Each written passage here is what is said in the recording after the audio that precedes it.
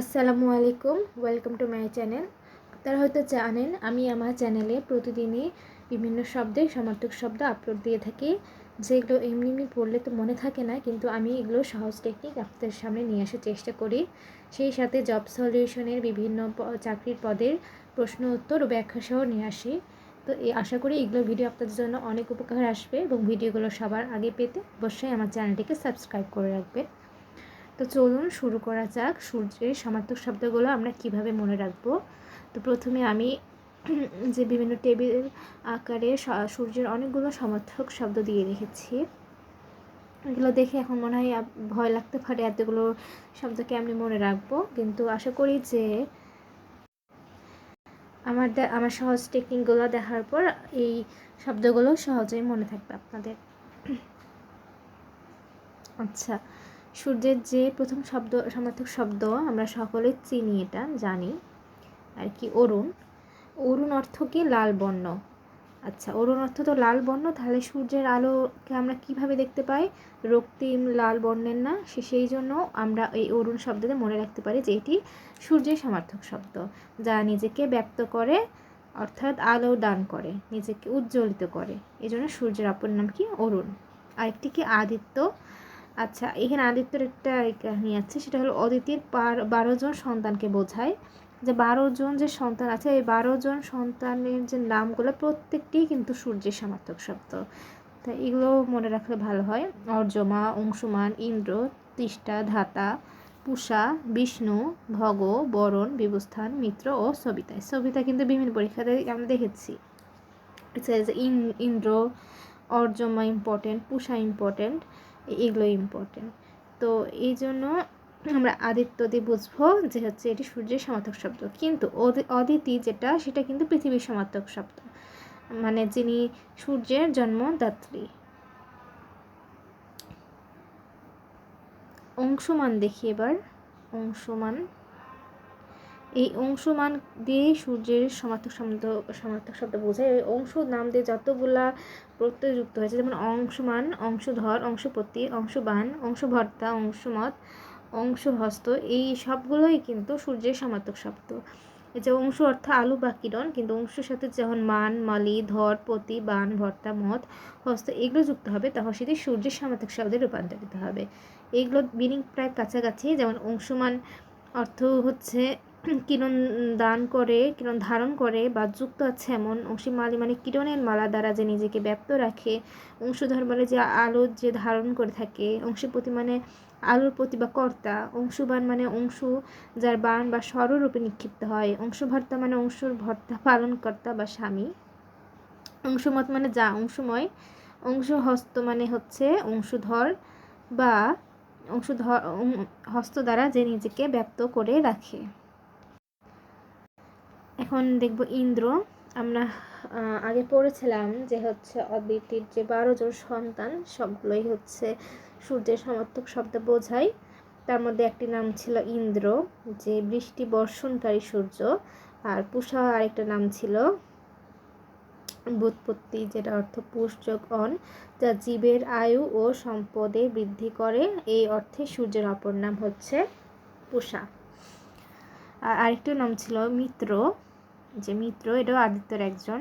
ভারতীয় আর্যরাও মিত্রকে আলো বা দিনের দেবতা হিসেবে মান্য করতেন, তাই সূর্যের অপর নাম হচ্ছে মিত্র। সবিতা, এটা বিভিন্ন পরীক্ষাতে দেয়। সূর্যের 12 ভাগের 1 ভাগ, মানে অদিতের যে 12 সন্তান তার মধ্যে একজন ছিল সবিতা, তাই এই সবিতাও আমরা ধরবো সূর্যের সমার্থক শব্দ। আচ্ছা, এই যে প্রভাকর, বিভাকর, ভাস্কর, বিভা বসু, এই 4টি হচ্ছে সূর্যের সমার্থক শব্দ। কারণ হচ্ছে প্রভা, বিভা, ভাস, বসু এই 4টি শব্দের অর্থ আলো। আবার কর অর্থ আলো, তাহলে আলো আলো সূর্য বোঝায়। তো মনে রাখবেন, আলো শব্দের সাথে আলো শব্দের সমার্থক শব্দ যুক্ত করলে সূর্যের সমার্থক শব্দ হয়। যেমন বিভা বসুতে বিভা মানে আলো, বসু মানে আলো, সমান সমান কী হলো? আলো যোগ আলো সূর্য। অন্যভাবে বলা যায় যে বিভা মানে আলো, বসু মানে ধন বা সম্পত্তি, যার অর্থ দ্বারাই যে বিভা বসু সূর্য এবং আগুনের সমার্থক শব্দ। কারণ আগুন এবং সূর্য আলো, সূর্যের আলোই তার একমাত্র ধন। এবার দেখব দিনকর, দিবাকর, দীননাথ, দিবনাথ, দিনপতি, দিবামণি, দীনেশ, দিবাবসু। আচ্ছা, দিনকর যার দিন হয় বা দিন করে যে, বা দিনকর বা আলো দেয়, এক কথা আলো দেয় যে, অর্থ সূর্য, আলো তো সূর্যই দেয়। দিবাকর যার দ্বারা দিনের সৃষ্টি হয়, এই অর্থে সূর্যের অপর নাম দিবাকর। আবার দীননাথ, দিনের অধিকর্তা অর্থে সূর্যের অপর নাম হচ্ছে দীননাথ। দীননাথ মানে হচ্ছে সূর্য, জগতের নাথ বা পতি, ঈশ্বরকে বোঝায়।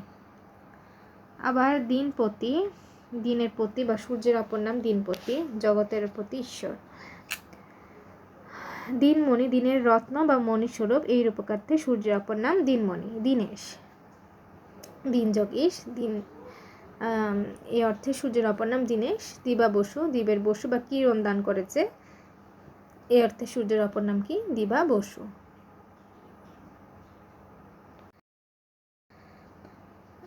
ভানু, তপন, রবি, মার্তণ্ড।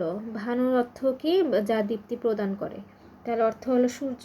তপন, তপন মানে যে দাহ বা সৃষ্টি করে, এই অর্থে তপন অর্থ, তপন বলতে সূর্যকে বোঝায় তপন। রবি মানে সূর্য, তো সবাই জানি। মার্তণ্ড, মার্তণ্ড মানে হচ্ছে কি, অন্ডের ভগ্ন বা মৃত দশা থেকে উৎপন্ন হয়, এই গৌণার্থে পক্ষীকেও মার্তণ্ড বলা হয়। এই অর্থে ঋগ্বেদে সূর্যকে মার্তণ্ড বলা হয়েছে। মিহির, অর্যমা বা হরিদস্য। মিহির অর্থ, মিহির হচ্ছে সূর্য নামক নক্ষত্র। আচ্ছা, অর্যমা যা মহাকাশে গমন করে, এই অর্থে সূর্যের অপর নাম হচ্ছে অর্যমা। হরিদস্য, এটিকে ভাঙলে পাবো হরির যোগ অশ্ব। হিন্দু পৌরাণিক কাহিনী মতে 7 ঘোড়া সূর্য দেবতা আকাশপথে বিশ্ব পর্যটন করে, আর এই অর্থে হচ্ছে হরিদস্য বলতে সূর্যকে বোঝায়।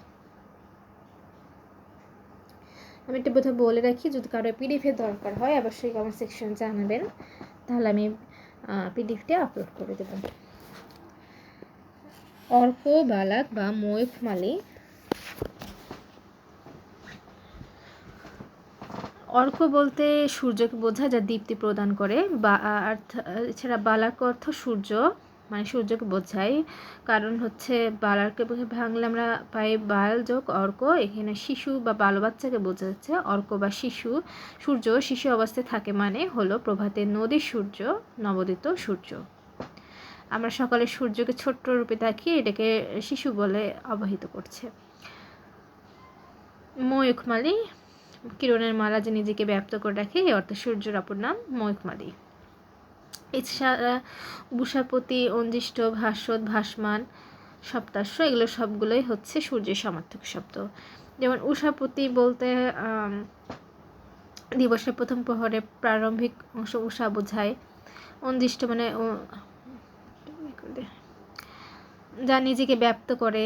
ভাস্পাত বা ভাসমান মানে হচ্ছে এটি মানেও যা নিজেকে ব্যপ্ত করে বা দীপ্তি দান করে। সপ্তাশ্ব মানে সপ্ত অশ্ব, যেটা বললাম 7 ঘোড়া সূর্য দেবতা আকাশে বিশ্ব পর্যটন করেন, এই অর্থে সূর্যদেবের অপর নাম সপ্তাশ্ব। গ্রহপতি বা গৃহরাজ। আচ্ছা, সৌরজগতের গ্রহসমূহ সূর্যকে কেন্দ্র করে আবর্তিত হয়, তাহলে গ্রহসমূহের অধিকর্তা বা পতি বা রাজা অর্থে সূর্যের অপর নাম হচ্ছে গ্রহপতি বা গ্রহরাজ। এছাড়া সুতপা, যেটি অর্থ সু মানে উত্তম আর তপ মানে উত্তাপ, এই অর্থে সূর্য নামক নক্ষত্রের অপর নাম হলো সুতপা। আরেকটা হলো সুর, তো সুর বলতে সু এখানে আধিপত্য করা, র হচ্ছে বিভক্তিযুক্ত করা, তো যা আকাশে আধিপত্য বিস্তার করে, এই অর্থে সুরের অপর নাম হচ্ছে সূর্য। এছাড়া আছে সুরজ, কিরণমালী, অহপতি। তো সুরজ বলতে এখানে সূর্যকে বোঝায়, এটি আসলে এসেছে সুরজ থেকে, সুরজ স্বরগামে সূর্য, এবার বাংলা অর্থ সূর্য, সংস্কৃতে অর্থে সূর্য, এখানে জ ফলা হবে, সংস্কৃতিতে জ ফলা হয় এটার সাথে, মানে এই যে এটাই বানানো হয়। এছাড়া কিরণমালী আর অহপত্তি। অহপত্তি বলতে দিবারাত্রি যতক্ষণ সূর্যের আলো থাকে সেই সময়কে অহবা দিন বলা হয়। দিন নামক দশার একমাত্র কারণ সূর্যের উপস্থিতি, এই কারণে সূর্যকে অহপতি বলা হয়। তো এই ছিল আমার আজকের তৈরি করা পিডিএফ, যেটা আমি আপনাদের সাথে শেয়ার করছি। এরকম আরও বিভিন্ন প্রয়োজনীয় ভিডিও পেতে অবশ্যই আমার চ্যানেলটিকে সাবস্ক্রাইব করে রাখবেন। আল্লাহ হাফেজ।